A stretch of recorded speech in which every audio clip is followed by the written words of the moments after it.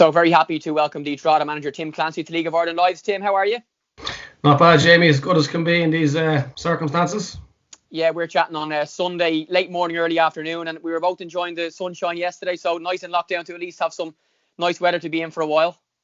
Yeah, listen, obviously for ones that have gardens and able to put the kids outside and whatnot, it's good when the weather's sunny. You've got to feel for ones that are in apartments or in flats that don't get an opportunity to have outside space. So I'm quite happy enough that we've got a little bit of a garden there that the kids can play in. How have you found it yourself? And I'm sure as a League of Ireland manager, even though you don't have your players at the moment, you're still doing your best to try and somewhat keep them fit. Yeah, listen, you're wanting to keep the players fit, but we're nearly 10 weeks out from the penciled in date of getting back in the 19th of June. So you wouldn't be doing too much 10 weeks out from the start of the season. So there's a balancing act. You obviously sent out an initial programme and it was locked down for 2 weeks. And then the severity of the situation sort of kicked in and it got extended to the 19th of June. So you have to tailor that now. And I don't really want my players doing too much now and absolutely battering it at this stage when there's still another 9.5 weeks to go till we're back in. Yeah, and of course your club became the first club to officially announce that they weren't going to be able to pay the players for this period, but that the players and staff would still get the same amount over the season, but that it would have to be paid in the last 6 or 8 weeks when the extra games are on. And that's something that you've had to try and deal with as the manager as well. Yeah, I think it was a logical thing to do. We could have stumbled on and kept on paying the players on a week-to-week basis or every second week as we get paid. But you would have come on to a stage then where with no money coming in, and then the club would have been in a poor position, and we didn't want to do that. Obviously, the chairman put a message into the WhatsApp group, the letter I think that was made public anyway. I thought it was probably as good as a letter or correspondence you're going to get from a chairman to players, and it was fairly clear, and I think all the players realised that as well. And speaking to a lot of the players as well, they understood the situation the club's in, and everyone's going to be backdated to what they're due. And if the season gets going again and we fulfil all the fixtures, that is. So I think it's the logical thing to do, and I think every club in the country has made some adjustments in some sorts. And are you confident, Tim, that things will start back on the 19th of June, or do you think it might be a bit later? I don't know, Jamie. I don't know. We'll take all the guidelines and the stuff from the FEI, and I'm sure they're listening to the government, and we'll follow their procedures. And listen, it is what it is. It's football, sort of down the list of priorities at the minute. So I know it's what we all want to do, and it's also a job for a lot of us, and it's our livelihood. But there's people dying left, right, and centre, and I think that's more important than us getting back in playing the games on a Friday night. Yeah, very well said. And we're trying, Tim, to talk to people with interest in League of Ireland careers. And of course, your career before that took you across a number of clubs in Scotland. You started at Millwall all the way back in 2003, and you spent 7 years in Scotland with Kilmarnock, Motherwell, Hibs and St Johnstone before coming back to sign for Shamrock Rovers. How would you look back on your career in the UK and Scotland? Yeah, I went over 2002 actually to Millwall as a kid, straight after doing the Leaving Cert. And listen, I went from playing football as something that you love to do, and it was a hobby, and you did it because it was an interest to you, to straight into being your job. And obviously it took a while for that to register to me that it was actually my job, and it wasn't just a mess about with your mates. And the good thing about it was, listen, I left a small town in Trim to go to just in the outskirts of London, which is a massively populated area. And the good thing for me was there was about 10, 12, maybe 14 other Irish lads at the club at the time, which was a good thing, but possibly also a bad thing because you probably weren't as professional and you had a bit more distractions than you possibly would have if you had been in a place with less lads in the same situation as yourself. Yeah, and then your time in Scotland, just having a look over the weekend on different games you played and, big matches you played against the likes of Celtic and Rangers and some big goals and lots of injuries too, unfortunately too, and stuff like that. So you had an interesting 7 years there. Yeah, after leaving Millwall, I went non-league for 2 seasons. I played for Fisher Athletic, which it was really good actually. Yeah, we had quite a decent team, a lot of ex-league players in it, and a lot of players that left Fisher then to go on and play league football in England. So it was really good. It was a really good learning experience for me, and it went from the academy and reserve team football, where it was all about performance levels and how you did in the personal level, to actually 3 o'clock on a Saturday, where it meant something. The results meant more than performance and everything else. So, plus the physicality of the non-league game prepared me for when I did get an opportunity to go to Scotland. And when I got to Kilmarnock, then obviously the step up was huge. But it was good to get back into full-time football and be given that opportunity. And working under Jim Jeffries and Billy Brown at Kilmarnock was very good. Obviously, I went into Kilmarnock going from non-league, and Stephen Naismith was sort of the star man there. And he was just back from training with Arsenal for a few weeks when Arsenal was back in 2007, I think it was. And they were like one of the best teams in Europe at the time. So that's the level of player you were going to train with. And obviously it was very good to be exposed to that and to develop and kick on from there. And at that time, Celtic and Rangers, as they are now, were competing at the top all the time. What was it like being a centre-back or a full-back in those days against those great Celtic and Rangers teams? I'm sure, if we list off the number of top strikers Celtic had across that period, I'm sure you had some interesting days at work. Yeah, listen, it's similar to the way the League of Ireland Premier Division is now in regards to Dundalk, and probably Shamrock Rovers are the two that are, I think, a bit ahead of the rest. And a lot of times, the games you play against Celtic and Rangers, particularly Celtic at Celtic Park, it's probably the games you get the most time on the ball.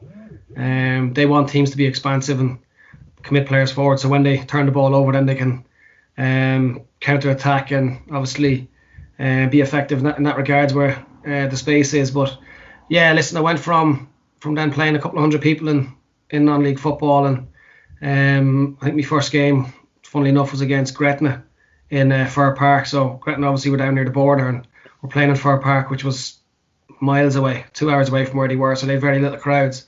But I can remember then I went and started at Ibrox, playing left back at the start of December, I think it was, and it was a full house. And I remember thinking to myself, like, oh, this is like, it was proper football. And I know people say it might exaggerate, but it was literally you were shouting at a player 10 yards away, and they couldn't hear you couldn't hear them because of the size of the crowd. And I remember thinking to myself, that's where you want to be playing every week. And obviously for some of my ability, I was never going to go and play in the Premier League in England or a top club in anywhere else. So the balance of things in the Scottish Premier League, where you have two gigantic clubs in Celtic and Rangers, gave me that opportunity to play in front of crowds like that.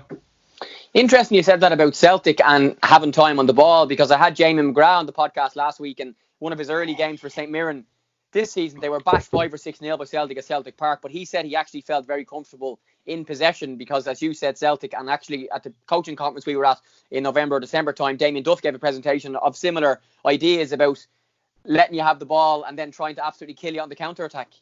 Yeah, it's obviously it's naturally going to happen. I'd say 90% of the teams that play against Dundalk or play against Shamrock Rovers or Celtic, Rangers, the big teams in each league, they just compact the game. They'll make it narrow. They'll sit deep and make sure there's very little space in between the lines of across the pitch, and they just defend for their life. So it's very, very hard to break that down. I'm sure you know yourself, James, if you set up sessions in training where it's a wave of attacks against the defence and you can overload it, maybe a back four and even 3 midfielders against 11 players, and it's very, very hard to break them down. So they encourage you and give you a false sense of security that you're doing really well, and you commit players forward, and then because of the players they have and the ability they have, that as soon as you turn it over, then you're conceding goals, and you always feel, we're in that game and we're after losing 3-0, as you said. Like, so it's the reality, but it's also good the way different managers. I played under a lot of managers, and one of the managers, Mixie Pat Lynam, was regiment in the way he did shape, and every player that went on the pitch knew exactly what they were doing, and we happened to have two of the best players footballing wise in Kilmarnock's team that time, in Mehdi Taoul and Alexei Eremenko, and he played a Christmas tree formation, Mixu, and they played as 2 number 10s, and he had Conor Salmon up front who athletically was unbelievable. So funny enough, against Celtic and Rangers and them teams, we sort of sat back in and we were able to counter against them. Yeah, and I want to speak later on about the managers you played under and what maybe you learned from them to help shape you as the manager now. But just on your League of Ireland playing career, Tim, you came back to Shamrock Rovers in 2015. You would have been around 30 at that stage alone, and then a short spell permanently at Sligo, and then you finished up at Bray Wanderers. So you had a short stint towards the end of your career before you became a manager in the greatest league in the world. How did you find it, and the transition from 7 years in Scotland back to playing at home? Yeah, I always wanted to come back and play in the League of Ireland. I used to go up and watch Shells on a Friday night with my dad many years ago. Like, we used to go up every Friday night, especially when I played for Belva for 4 years or so as a kid through the teenage years. I remember like the likes of Desi Baker was playing, and Stephen Gagan and many more, like good players, and it was exciting football. I used to get a buzz about it, and so we always used to want to play in the League of Ireland. And listen, I was lucky enough that I was able to go over and stick it out in the UK for a few years, and coming back then, my family had moved home at that stage. I know you listen to a few players talking about the way it is and the life of professional football. Everybody thinks it's the Premier League players in England that are on 30, 40, 50, maybe more, 100, 200 grand a week. But the majority of players that play professional football live paycheck to paycheck. And when I was in the UK, in Scotland particularly, I had 4 different primary schools. One my eldest daughter had, and the other one then had a nursery and 3 different primary schools. So I got to the stage where I was 30 years of age. I just left Hibs, and or just before, I was 29, just coming up to my 30th birthday. I left Hibs in the January, and my wife decided then wherever we were moving next was where we were going to base ourselves for the future, because the kids have to make friends, like school, childhood friends that they're going to have for the rest of their life, and that was more important than bouncing around club to club. So that opportunity came, and she moved back home, and then I've done a short stint at St Johnstone. Again, the way the end of my career went professionally was I snapped my Achilles tendon with a day left. I was out of contract, so I ended up coming home then, and I didn't have a club then for about 10 months or so, and then I signed with Shamrock Rovers, and again it was Pat Fenlon that I had at Hibs brought me in. I was grateful for that, but listen, I was nowhere near fitness levels or anywhere that I should have been to play for Shamrock Rovers, and that was evident, and I ended up going out to Sligo, getting games under my belt, and finished off at Drogheda. So across all of that time, how focused were you on doing your coaching badges and picking up small bits from maybe those managers who you played under? Because very shortly after you finished with Bray, you became a manager yourself. So I'm sure in your head, you didn't just jump into that. You were thinking, I'm sure, that that's something you did want to pursue eventually. Yeah, listen, I think I did a fitness instructor course, and I was looking at other things, and it wasn't that I was really interested in. So I was looking at my coaching badges, and I was actually booked on to go onto the B licence. I think it was with the FEI because I was coming home to do it because the wife was already at home. So, and I snapped my Achilles. So I was supposed to start in May, and I didn't end up starting then until September. There was a second course, so I was deferred a little bit. Went on to the one in September, and I completed my B licence then. I went back to Scotland then to do my A licence. It's something that I was looking towards, and it was what I wanted to get involved in. I always wanted to be a manager as well. I didn't really want to be a coach, but I thought that it would have been good for me to get experience coaching underneath a manager and learning. And listen, it didn't turn out that way, and I was offered the job when I was still playing at Bray. Like, I was only just finishing, and that sort of prompted me retirement from playing. And I got to the stage then in my career where I was just sore all the time. I wasn't fit. I was just getting through games, and I think it was the right time then to think, yourself, you feel it in your own body, that's time to stop playing. And listen, I was grateful to get the opportunity at Drogheda, and I'm lucky to still be in a job now 2.5 years later. Yeah, so bring me to that time, October, November 2017. You're just finishing with Bray, and early December you're named the manager of Drogheda. How was the timeline when the phone first rang? And I think when the news came out, people were a little bit surprised because you literally just finished, but I'm sure you were very excited to take the job. Yeah, I think listen, there's only 20 jobs in the country, manager's jobs, so you can't in the semi-professional, professional level, so you can't I don't think you can turn it down. Was I ready for it? Obviously not, because I had no experience at that level, and I didn't know the first division too well at the time. And so I remember sitting in the sitting room, and it's the motivation to go out and do runs in the middle of winter.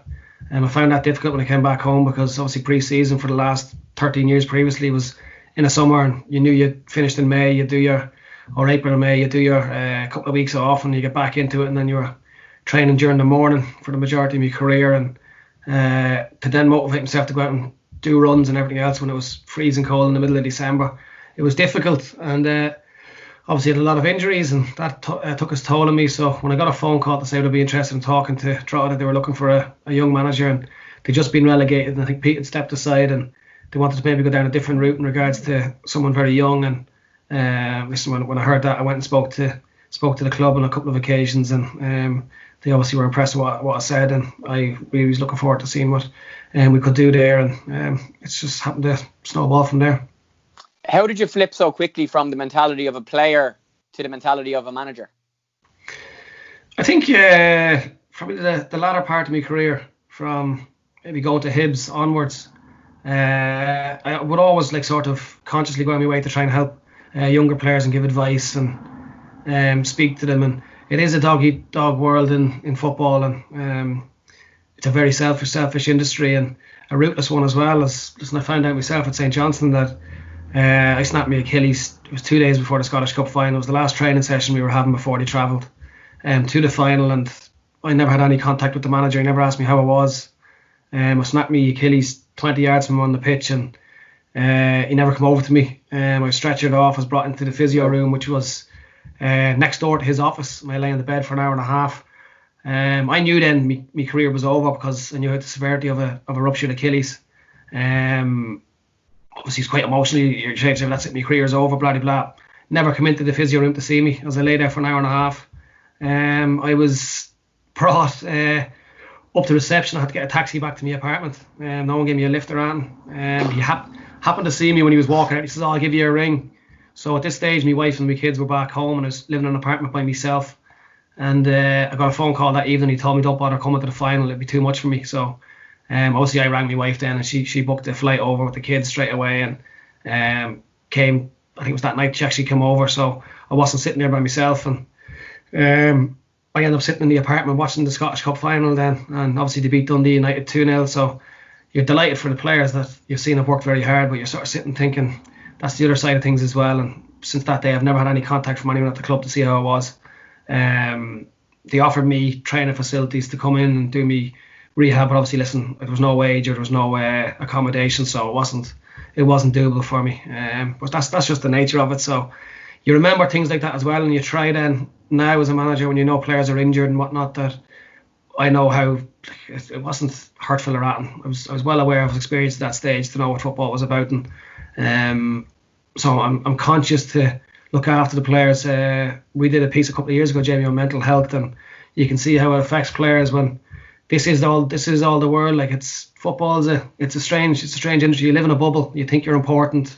You get this false sense of, I don't know, elevated stature of yourself, and when you're removed from that, it's like the bubble bursts, and all of a sudden then people, like, you're forgotten about. You could be a club legend, and next minute then you're nothing. And if you're not mentally prepared for that, it can be very, very difficult. And I think the statistics within football to show that the amount of players that have trouble after they finish playing it's huge. And that's sort of, as a manager now, I'm conscious of that, and I'm trying to encourage players to go to college, which is the main thing, especially at the level that we're at, where it's not a career. It's more or less a stepping stone to try and go on and have a career. And the majority of players that play won't have that career. So it's important to have that degree behind them and have backup plans for when they're finished. It's a short career. Yeah, that charity was called Suicide or Survive. Yeah. Myself and Tim and Graham Kelly and Kieran Marty Waters and loads of other players did. Well, they tried to do an altitude chamber heated cycle. I dropped out shortly afterwards because I wasn't a sports person like Tim who finished it. But yeah, that was great. And I remember we were sitting actually on a boxing ring, both dripping sweat, talking about that. And now a couple of years later, you're saying that, you know, even thinking about that and your own experiences help shape how you treat your players, which is something that I've heard about you, is that the players do understand that you do have their best interests at heart and you're not just treating them as pieces of meat. No, listen, I'm not nothing out. I'm not getting nothing out of it. Like, I'm getting a lot out as well. Like, I've got ambitions. I've got ambitions to be as successful as I can as a manager, and maybe get into a full-time role in this country and try and emulate the likes of Stephen Kenny, who's the benchmark. He's that's where the bar is. It's up there. So you look at that, and you want to get there yourself, and you know that you need the players to get there. But I'm also of the other side of things, where I'm not long finished playing myself, and I had a lot of injuries. I think I had about seven or eight operations in my last 2.5, 3 years maybe in Scotland. So I spent time after time, day after day, sitting in a physio room looking out a window of players training. I know how difficult it is, and so I'm sort of conscious of that the players aren't just there to get you results and whatever else, that they're individuals and they've got their own path in life to follow. And if that means that you allow lads to go and do exams in college instead of training, you give them time off, they might miss games, so be it. In the long term, no one will remember who doesn't play against Cove away or Longford at home, but that player will remember in a couple of years down the line that during an important time in my exams in college where I was stressed out, that a manager gave me a couple of weeks off, and that was more important to him than actually getting the team on a Friday night. So I think in the long term you get paid back double what you put out, like, so that's important for me.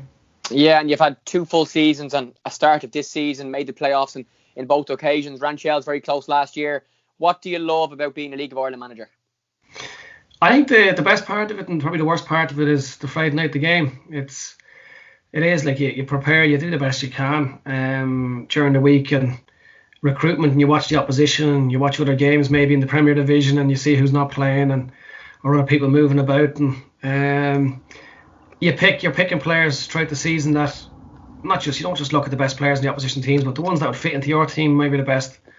And you try and then at the end of the season to go and speak to people and try and get them in, and you think it'll make a difference, and you prepare for games. And then on a Friday night, then there's nothing more satisfying than when you've worked hard for a number of weeks, if not months, to create something that you want your team to play, and players buy into it and they believe in what you're doing. And when it clicks on a Friday night, then and you get a goal out of it, or you win a game because of something you've worked on, it's extremely satisfying.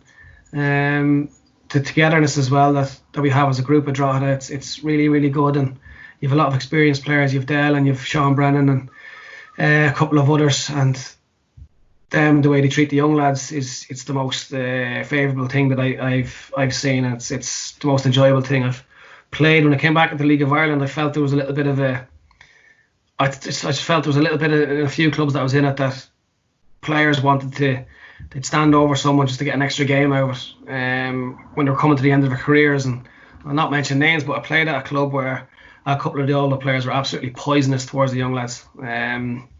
One fella in particular, a young lad was doing well in training, and he went past him. He said, "You go past me again and I'll break your leg." And I just thought, mate, if you're going to have to start doing that and backstabbing players to try and get a game, just hang your boots up. Like, it's time to call it a day.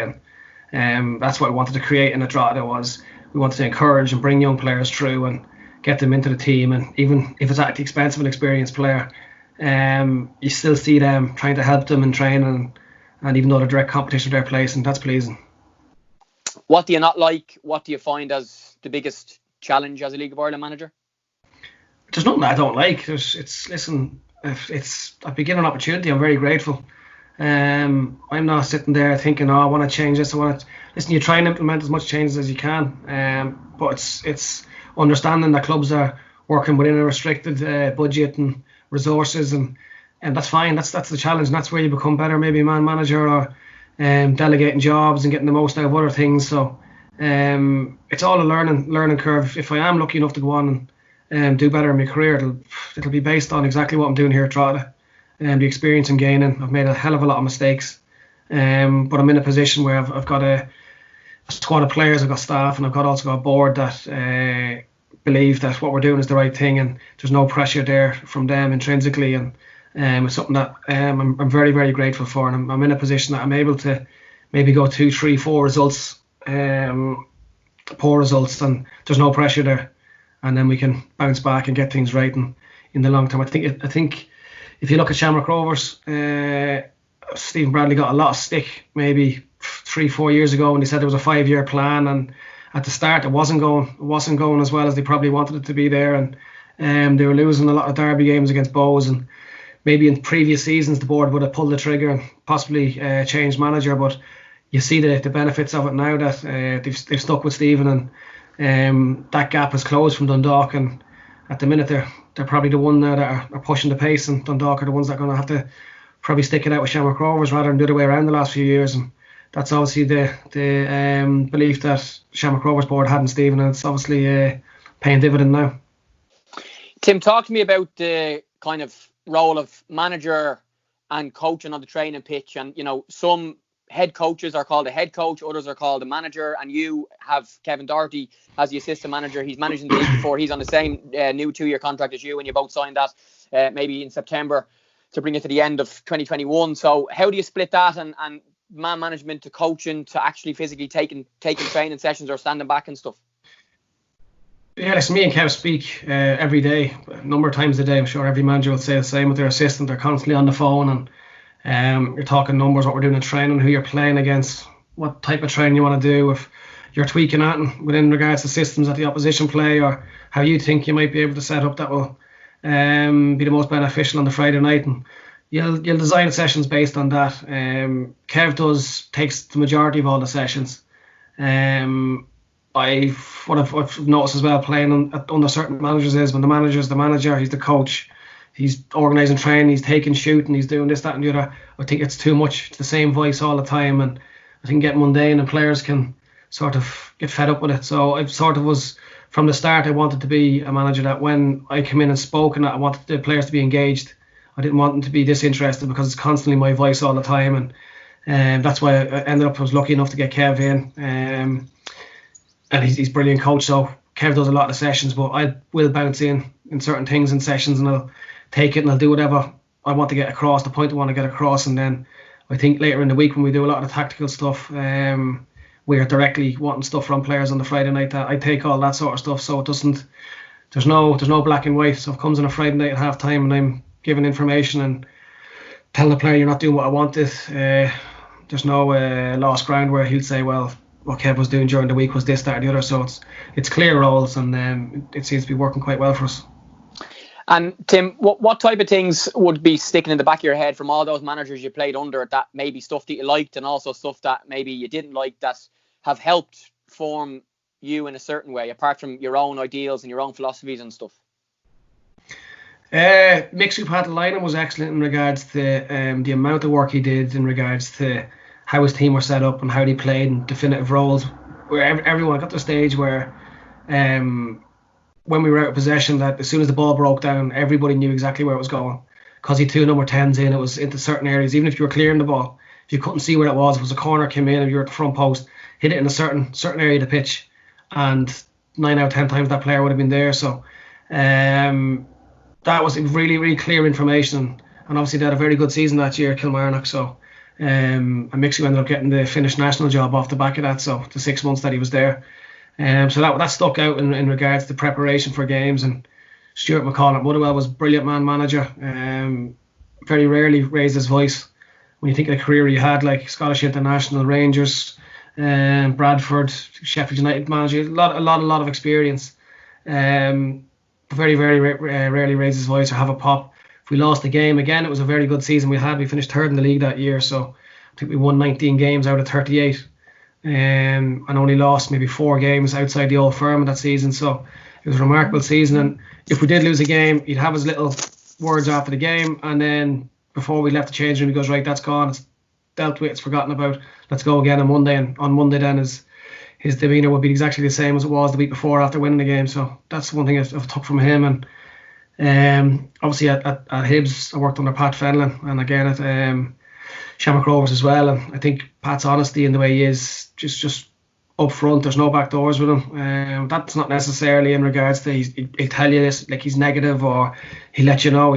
Very rarely you'll have an argument with Pat. It's just information he give you, and to this day he's one of the first people that if I had any doubts or wanted any advice on that, and I'd pick the phone up and I'd ring Pat now. And after Pat left, then Terry Butcher came in, and I learnt a lot from him in regards to how not to do things. I thought he was absolutely woeful, the way he treated the experienced players at the club, the way he was. There was information he was giving players in the dressing room. He wanted to be very direct and turn the ball over and just put it in behind and play the channels and work hard as the centre forward, chase things down. And then the reputation Hibs have are playing a very expansive football and getting it down and passing. They always have been like that, and the fans love that. And the first thing was at half time, he was giving that information. I can remember, and remember Alan Mabry got the ball, a very experienced player, done exactly what he was told, put it in behind, and Terry Butcher went out on the sideline waving his hands, screaming, pass it. And I thought, I don't like that. He was playing up to the crowd that he wanted to pass it, and he's putting a lot of blame onto the players. So I learnt that massively, that he froze all the experienced players out. James McPake was the captain. Myself, Rowan Vine, Kevin Thompson.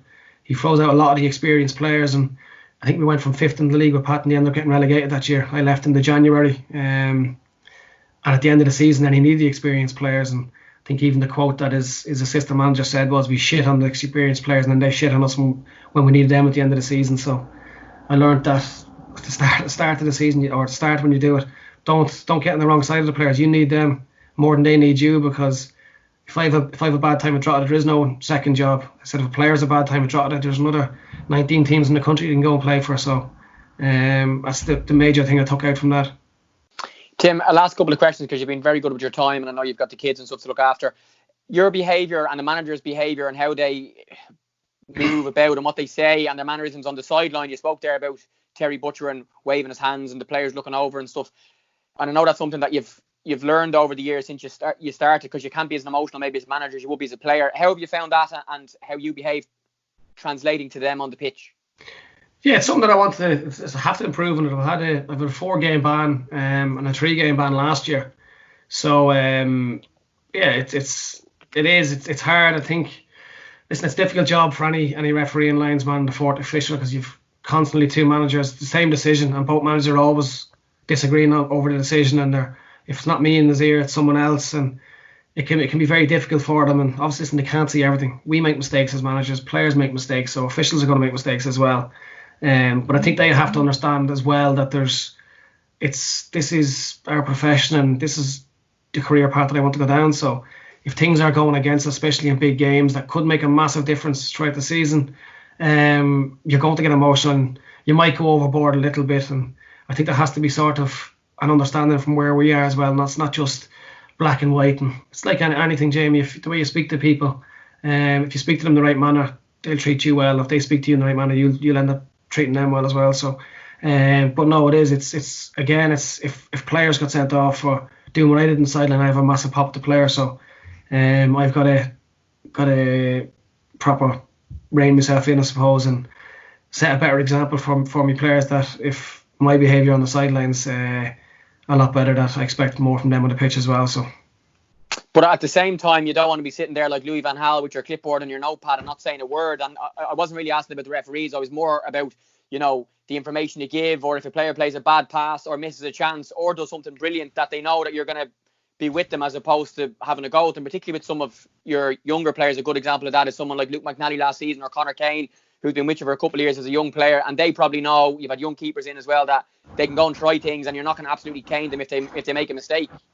No, listen, there's going to be players are going to make mistakes, especially that's the nature of the league is as well, that we're going to have a lot of young players in our team, and they're going to make mistakes. It's giving them the information then to try and correct it, and going forward, if they're continually making the same mistake, then I've got to look at myself and going, well, how am I not getting the message across that a player is making the same mistake all the time? And if then they make a mistake and you can see it's a regular thing, and then they improve on it and it becomes less and less and less, well, then you're doing the right things, and the player's also doing the right things. So listen, I've had a pop after a couple of games of players who make mistakes, and I've gone over the top, and I've been too harsh, and I've always then on the Monday in front of the group apologised on behalf of myself, the way I spoke or the manner in which I've said it. And I think the players respect that as well, that listen, I'm going to make mistakes, they're going to make mistakes, but as you said there, once the intentions of what we're doing as a group is the right thing to do, well, then that's fine, we'll go forward from there. And you've spoken about the 20 jobs in the country, Tim, and I would say probably 7 or 8 of those 20 are probably full-time jobs for the managers, that they don't have to have another job, and they don't have to, in their case, work nights, or in other people's cases work from 8 till 4 and then go and train in 3 nights a week and then go to a match away to Cove or something. So how do you find that balance between your football job and then your, I don't want to say actual job, because football is an actual job, but you have to have 2 jobs at the moment? Yeah, it is. That's the way it is. It's listen, I'm a husband and I'm a father of 4, so I've got my priorities aren't Drogheda or my other job. My priority at the minute is my family and my kids. So that means that I'm in a position where I'm lucky to be in a job in the country that I want to develop and improve and try and get to the Premier Division. And if that was the case, then maybe things would change in regards to how the setup is at Drogheda. But there's a balancing act.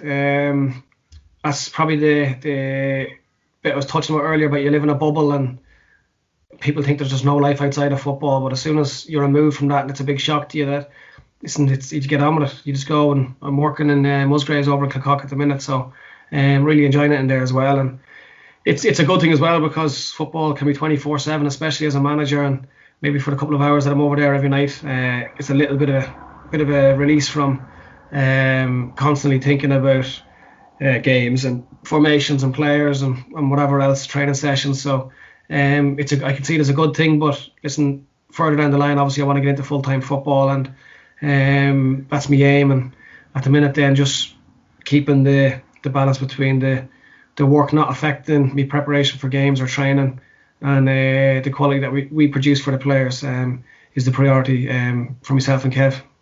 Yeah, because I wanted to finish on that, and you've mentioned the Premier Division for Drogheda a couple of times. There's also a piece on the 42.ie recently enough talking about your ambition is to go back to Scotland or England to manage there in what is a full-time football industry. And as we said, there's probably only 7 or 8 jobs here that's possible to do. So you're 35 now, and your ambition is to continue to try and use your career and use your time at Drogheda to continue to learn and progress. Listen, if I ended up the goal for us this season is try and get promoted. The first year that we were here, we sort of didn't know where we were at in regards to the squad, and as I said, I didn't know the league, and we came close. Got to the playoff semi-final, got beaten by Finn Harps. Up there, we drew the first leg 1-1, went up there and we lost 2-0. And then last season, we got more points, we accumulated more points, we ran Shells a little bit closer, and we progressed an extra round through the playoffs, and we got to the final of the playoff and lost in the second half of extra time in the second leg. So on the worst pitch ever. Listen, it's the same pitch for both teams though, so you can't hold that against anything. That's the other problem you have. It's November, starting November in Donegal. It's not going to be like Marbella, so you got to sort of half expect that. We improved in that, and then this year the goal again is to improve and try and go one step further.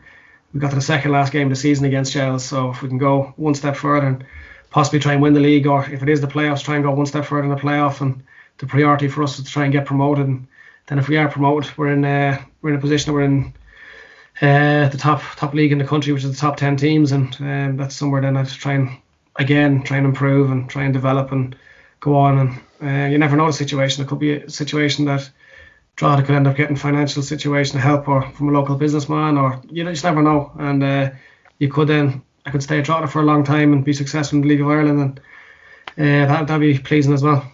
Yeah, and plans as well for a new Astron United Park, which is a club we're investigating, which is a great thing too. And yes, if the playoffs are on this year, Tim, and you're in them, they'll be in like December, so the pitches definitely won't be like Marbella. So you got to get your team ready for that.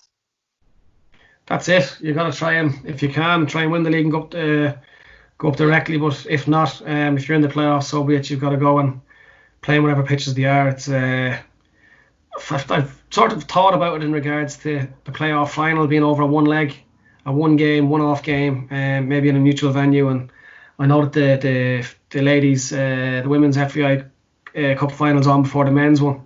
I don't know if you could do 3 games in one pitch. Possibly it would be a bit too much, but I'm sure if the first division playoff final was on before the men's, or on the same day, that you'd probably add another 5, 8, maybe 10,000 people on the gate. So that'd be a very interesting situation, because you're playing in a one-off game. It's a unique situation for both teams then, and it'd probably give the first division club a better chance of going up, because they're up against a better opposition. But if not, you're going to have to be in the same structure as this year, and we know that's over 2 legs. And if we're lucky enough to get to the final again, we'll be prepared better than we were last year. Great idea. Tim, thanks a million for your time. Enjoy the rest of your Sunday, and we'll see you back on a League of Ireland sideline hopefully soon. Thanks a million. No bother, Jay.